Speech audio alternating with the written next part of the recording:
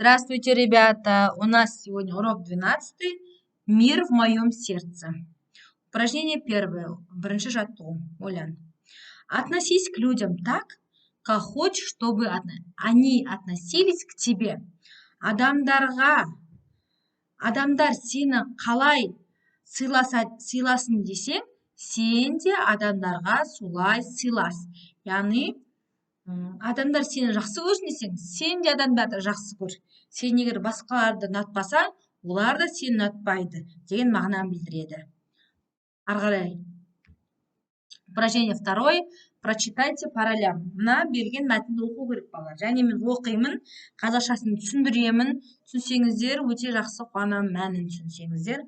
Және балалар оқыған кезде бір айтатын мәселе бар. Мына жерде ударение көрсетіп тұр. Яғни а әрпінің үстінде ударение деген сызық тұрады. Соларды қойып, мәнерлеп оқып үйренейік балалар. Кеттік.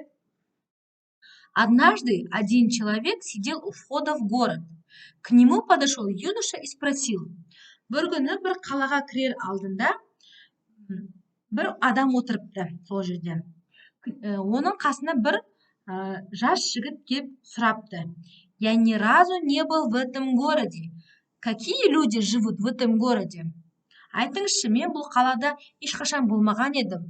Бұл қалада қандай адамдар өмір сүреді депті жаңа жігіт атадан. Старик спросил, ата сұрапты, қаланың алдында отырған. А какие люди были в твоем городе? А сенің осы келе жатқан баяғы өзіңнің қалаңда қандай адамдар өмір сүруші еді дейді. Злые и жадные депті. Менің баяғы қалаларымда өте жаман адамдар өмір сүрді деп жауап беріпті жас жігіт. Таких же людей ты здесь и встретишь депті. Онда шал айтыпты ата, сен бұл қаладан да сондай адамдарды кездестіресің депті. Потом пришел другой человек и задал тот же вопрос. Шамалдан кейін жаңағы атаға басқа бір адам келіпті де сұрапты. Мына қалада қандай адамдар өмір сүреді деп сұраған ғой атадан. Атасы, старик снова спросил. Ата тағы да сұрақ қойыпты жаңа келген жолаушыға. А какие люди живут в твоем городе? А сенің баяғы қалаңда қандай адам өмір сүріпті депті. Добрые и гостеприимные. Менің баяғы қаламда өте жақсы адамдар өмір сүріпті деп жауап беріпті. Ты найдешь таких же и здесь. Сен сондай адамдарды біздің қаладан да табасың. Яғни жақсы адамдар біздің қалада да бар депті. Один человек слышал оба диалога и спросил старика. Бір адам сыртынан жаңағы бірінші жігіттің де, одан кейін екінші жолаушының де келіп әңгімелерін естіген екен. Содан, почему ты даешь разный совет на один и тот же вопрос? Сен неге екі түрлі адамға бірдей сұраққа екі түрлі жауап бердің депті. Сонда шал айтыпты ата. Каждый находит то, что умеет искать. Сонда ата айтыпты. Әр адам өзі іздей алған ғана затты табады депті. Яғни сен жақсы адамдарды іздесең, сен жақсы адамдарды табасың. Егер сен тек жаман адамдарды ғана, адамның жаман ғана қасиеттерін байқасаң, онда жаман қасиеттермен көп кездесесің деп айтқан екен. Қандай жақсы мәтін, әңгіме, балалар түйетін ой көп. Солай ма? Не ой түйдіңіздер? Комментарийға жазыңыздар, болмаса мама папаларыңызға айтып беріңіздер. Біз ары жалғастырамыз. Упражнение 3. Запиши, какие люди живут в твоем городе. Енді бізден сұрақ қойыптыр. Сенің қалаңда қандай адамдар өмір сүреді? Соны жазуымыз керек. В моем городе живут добрые и отзывчивые люди. Менің тұратын қаламда өте жақсы адамдар өмір сүреді. Яғни көмектесуге дайын тұратын мейірімді адамдар өмір сүреді деп мен айтамын. Сіздердің қалаларыңызда қандай адамдар өмір сүреді, немесе ауылдарыңда? Егер қалада тұрсаңыздар, в городе деп жазыңыздар. Болмаса, егер ауылдық жерде тұрсаңдар, онда поселке, яғни ауылда деп жазсаңыздар болады балалар. Ары жалғастырайық. Упражнение 4. Подумай, ойlan. Состав предложений по вопросам. Мына жерде берілген сұрақтарға сөйлем құрамыз керек. Балалар, қараңыздаршы. Мына жерде сөздер берілген және соның астына сұрақтар қойылған.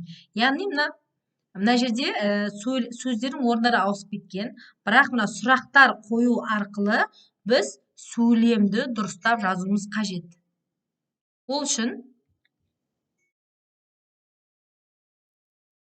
мына жерге жазамыз. Біріншісі кто дейді. Біріншісінде бізде кто деген сұраққа я деп жауап береміз. Мен. Мына жерде тұр мысалы я. Ары қарай. Что делаю? Не істеймін? Читаю. Оқимын. Что? Я читаю рассказы. Әңгімелер оқимын. О ком? Кімдер туралы? О друзьях. Мен достарым туралы әңгіме оқимын дейді. Екінші мәтін, екінші сөйлем. Мы живем в классе дружно, мирно и нашим. Сөздердің орындары ауысып кеткен. Бірақ сұрақтарды қою арқылы сөйлемді дұрыстап жазамыз.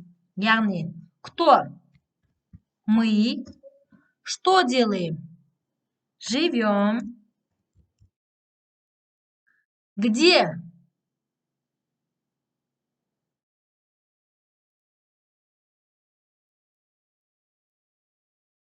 Мы живем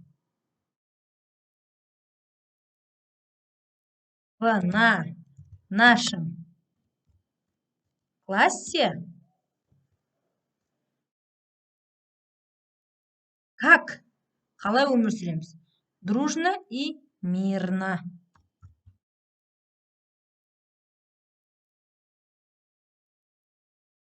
Біз тату достықта өмір сүреміз делінген. Упражнение 4. Балалар, түсіндік пе? Сөйлем құрап жаздық. Арғай жалғастырамыз.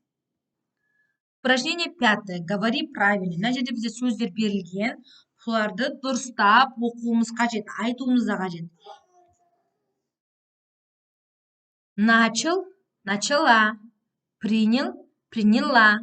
Баловал. Яғни үлкен әріппен жазылған аларды, болмаса иларды қайсы үлкен әріппен жазылып тұр, соны шамалы созыңқыратып оқимыз. Яғни начал, начала. Принял, приняла. Баловал. Яғни бастадым деген мағынаны білдіреді мына екеуі. Қабылдадым деген мағынаны білдіреді. Еркелеттім деген мағынаны білдіреді. Арғай жалғастырайық. Упражнение 6. Дополнить текст. Сөйлемді толықтырып жазуымыз қажет. Балалар, мен мына жерге жазып қойдым, бірақ мен бүкіл сөйлемді көшіріп жазбадым. Өйткені тек бірінші сөйлемде, мысалы, я люблю свою маму. Мен өз мамам жақсы көремін. Она всегда помогает мне в трудных ситуациях. Екінші сөйлемге екінші сөзді жаздым. Мама всегда. Мынаны көшіріп жаздым. Өйткені көп ішінде заттар болғасын. Мама всегда хочет, чтобы я учил уроки, ездил к бабушке, дедушке и заботился о нашем трезорке. Яғни, мамам менің сабақ оқығанымды, әжеммен атамға барғанымды, және біздің күшігімізді, баққанымызды қалайды. Я всегда обо всем рассказываю своей маме. Өзімнің мамама барлығын айтамын. Она мой самый лучший друг. Ол менің ең жақын досым. Балалар, енді бізге осы тексттен местоименияны көшіріп тауып жаз дейді. Балалар, мен бағана айтып кетті. Местоимение дегеніміз я, ты, он, она, мы, вы, они дегеннің барлығы местоимение болып табылады. Яғни, мысалы, бірінші сөйлемде я местоимение.